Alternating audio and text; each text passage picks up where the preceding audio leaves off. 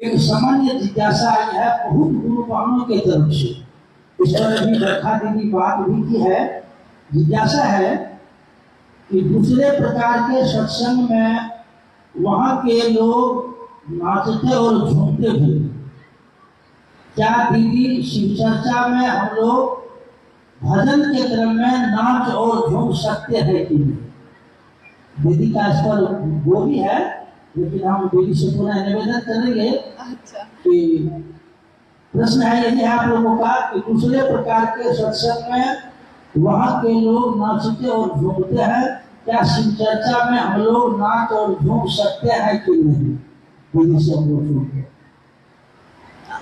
आप इस संगोष्ठी में बैठे हैं, शिव चर्चा ही हो रही है यहाँ पे, लेकिन गीत भी हुए हैं, संगीत भी बज रहे हैं, लेकिन क्या हम में से कोई उठ के झूम रहा है?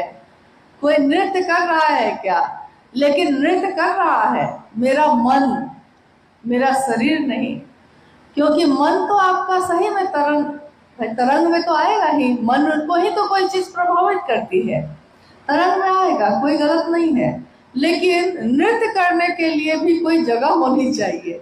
अब मेरे बेटे का ब्याह जिस दिन होगा तो खूब नृत्य करेंगे हम, क्योंकि भाई वो तो घर का मामला होगा। लेकिन हाँ, मेरे ही विवाह में साहब और दीदी की तस्वीर है, लेकिन शिव चर्चाओं में नहीं। शिव चर्चाओं की अपनी एक गरिमा है, एक मर्यादा है।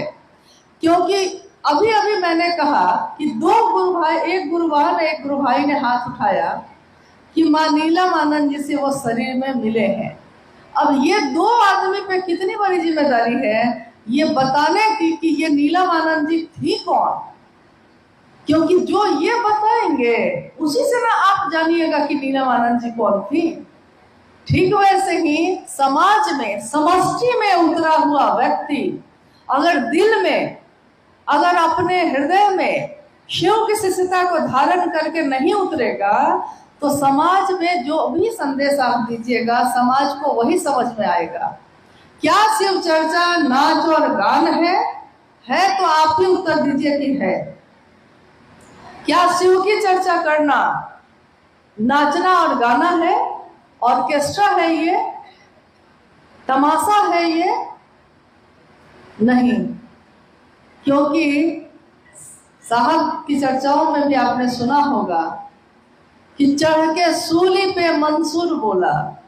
मंसूर एक फकीर थे जो कहते थे खुदा है, तो वहां के जो राजा थे, बादशाह थे, उसने कहा कि मैं खुद खुदा हूं। मंसूर ने कहा कि नहीं, तुम नहीं हो। तो बादशाह को गुस्सा आया और उसने कहा कि सारे लोग मेरी पूजा करेंगे कि मैं खुदा हूं, लेकिन एक अकेला मंसूर जो है मानने को तैयार नहीं था। और जो ऐसा करता था उसको फांसी की सजा होती थी, सूली पे चढ़ा दिया जाता था। तो उस दिन क्या हुआ कि बादशाह ने उसको सजा दी, सूली पे चढ़ा दिया गया, यानी फांसी के फंदे पे सरेआम सबके बीच फांसी के फंदे पे चढ़ा दिया गया उनको। और चढ़ते चढ़ते मंसूर ने कहा कि इश्क है ये। चढ़ के सूली पे मंसूर बोला कि इश्क है ये, तमाशा नहीं है। शिव की चर्चा मोहब्बत है, महादेव से प्रेम है, इश्क है, तमाशा नहीं है। तो मेरे आपके हाथ में है कि हम शिव की चर्चा का क्या रूप समाज में रखना चाहते हैं। आप जानते हैं अभी का समय डिजिटल युग है, यानी कि आपके छोटी से छोटी चीजों को कोई कैमरा में कैद कर लेता है, कोई वीडियो बना लेता है, कोई फोटो खींच लेता है और यूट्यूब पे डाल देता है, फेसबुक पे डाल देता है। आपके द्वारा की हुई कोई शिव की चर्चा ऐसी होती है जिसको सुन के कोई अनजान व्यक्ति उस पे फेसबुक पे सुना है, लेकिन सुन के उसके मन में भी एक इच्छा पैदा होती है कि हम भी शिव को गुरु बनाते हैं। लेकिन वहीं पे कहीं पे अगर नाच गाना हो रहा है और उसका वीडियो भी बना के किसी ने डाल दिया है, तो अभी कुछ दिनों पूर्व एक पत्रकार ने फोन पे वार्ता के क्रम में मुझसे पूछा कि आपका नंबर बहुत मुश्किल से मिला मुझको, क्योंकि मैं इस पे सर्च कर रहा हूँ कि पिछले 10-20 वर्षों के बीच में ये शिव की चर्चा बहुत ज़्यादा बढ़ती चली जा रही है। तो मैं इस पर रिसर्च कर रहा हूँ कि आखिर इस शिव चर्चा के पीछे है क्या, ये क्या है ये शिव चर्चा। तो मैंने गूगल पे और यूट्यूब पे खोजना शुरू किया, तो उसने जो खोजा तो उसमें शिव चर्चा क्या है, तो शिव चर्चा में उस तरह का वीडियो सामने आ गया जिसमें कहीं पे किसी के घर में घरेलू साप्ताहिक चर्चा में कोई उस पे डांस कर रहे हैं, कुछ लोग, कुछ गुरुबाने उस पर नृत्य कर रही हैं। तो उसने सोचा कि शिव चर्चा मतलब एक ऐसी चीज जो घर में लोग इकट्ठे होते हैं, गाना बजाना करते हैं और नाच गान करते हैं। अब आप सोचिए कि कहाँ से उस शिष्य हरिनानंद जी की ये कल्पना कि जीव शिव हो सकता है, और कहाँ एक पत्रकार की नजर में जब वो सर्च कर रहा है तो उसको वीडियो सामने आ रहा है कि शिव चर्चा नाच गाना है।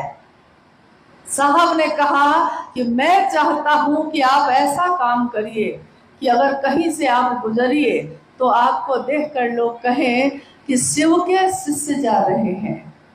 लेकिन आप अभी कहीं से गुजरते हैं तो लोग आपको देख के कहते हैं कि क्या कहते हैं, कौन जा रहे हैं, कौन लोग हैं, शिव चर्चा वाले हैं। जैसे कोई बाजार में बिकती हुई कोई चीज है। शिव शिष्यता तमाशा नहीं है, शिव शिष्यता व्यापार और तिजारत नहीं है, शिव की शिष्यता मोहब्बत का रास्ता है। तो वैसे ही अगर शिव चर्चा में कोई ऐसा करता है, आपका कर्तव्य है कि आप उसको जाकर समझाइए कि आपको ये सब करना है अपने घर में करिए, जो करना है आपको अपने घर में करिए, आपकी इच्छा है। लेकिन शिव की चर्चा में इस तरह की चीजों से बचिए। वहाँ एक मर्यादा है, आपके गुरु की बात हो रही है, आपके गुरु शिव की बात हो रही है, तो शिव की प्रतिष्ठा हमारे आपके हाथ में है। लोग देखकर कहेंगे कि शिव शिष्य ये करते हैं। तो बहुत सारे लोग तो अपने घर की बेटी को, अपने घर की अपनी पत्नी को, अपनी माँ को, अपने भाई को शिव चर्चाओं में नहीं भेजना चाहेंगे। कोई भेजना चाहेगा ऐसे जगह पे? नहीं भेजना चाहेगा। इसलिए मेरा अनुरोध है कि अगर कहीं पे ऐसा होता है, क्योंकि हर जगह तो ये नहीं होता होगा, तो कहीं पे अगर ऐसा हो रहा है तो आप जाकर समझाएंगे, हाथ जोड़ के समझाइए, नीचे झुक के समझाइए, तो वो जरूर समझेंगे। अब इक्का दुक्का कोई नहीं समझेगा तो उसको अपने गुरु की दया के आश्रय पे छोड़ दीजिएगा। लेकिन इतना तो करिए कम से कम कि जो इसको समझा सकते हैं उसको समझाने की कोशिश करिए।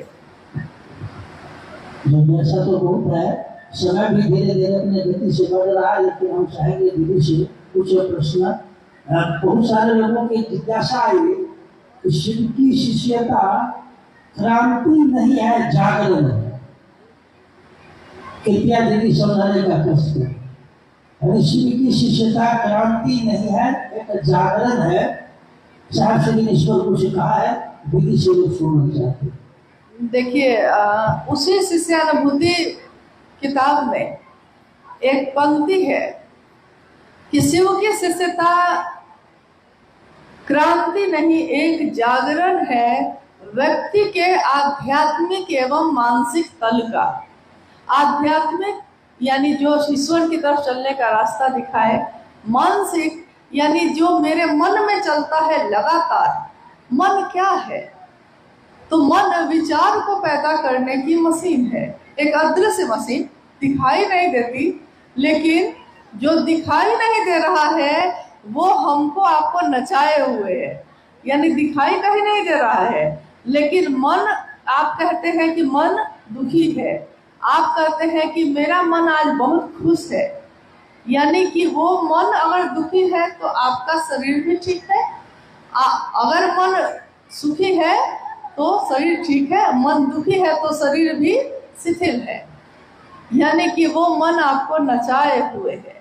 आज मन को ये अच्छा लग रहा है, आज मेरा मन ये करने का नहीं है, मन आपको घुमाए हुए है। तो मन के जागरण का उसी मन में जागरण की विधा है शिव की शिष्यता। क्रांति का अर्थ होता है कि कोई एक चीज है और दूसरी चीज आप बदल के ले आए हैं। जैसा आपने सुना होगा कि अंग्रेजों का जब शासन था तो देश में क्रांति हुई। किस लिए हुई थी? क्रांति हुए, आंदोलन हुआ। किस लिए? कि अभी जो अंग्रेजों की सत्ता है वो बदलना है, उसको हटाना है और भारत के लोगों को ले आना है, यही ना।